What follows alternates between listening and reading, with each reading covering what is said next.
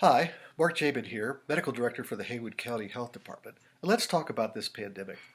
Today, let's talk about antibody testing. Lots in the news about this, and places that offer this testing seem to be popping up all over.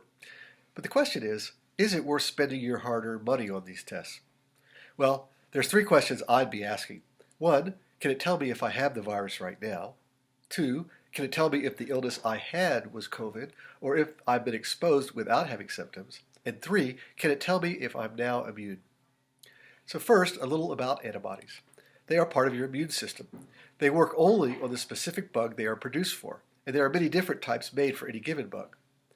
Some are made to attach to that bug, so white blood cells can more easily find the bug and latch onto it to kill it. Others hang around afterwards, so we are ready for another future exposure to that bug. It would be incredibly valuable to have answers to our questions. Unfortunately, to date, there is very little to verify that these tests can answer any of them. First, it takes about a week for the immune system to produce the appropriate antibodies. We've talked before about the concept of a false negative test. A person has the disease, but the test doesn't pick it up. So if you're tested too early in the course of your illness, you may get a false negative result. The antibodies are not produced yet. These tests cannot help in diagnosis. Second, it is unclear whether they can distinguish antibodies to the COVID virus from other coronaviruses, like the ones that cause the common cold. Here we're talking about the risk of a false positive test. You have not had the disease, but the test acts like you have. It's a real fake out.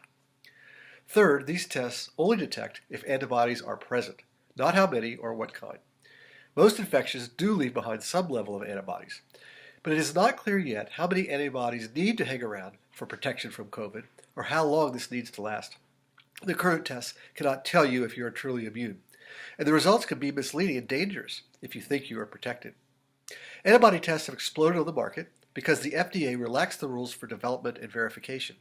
As of now, despite over 140 different tests, only 4 have been verified by the FDA, and each of those still have very concerning false positive rates.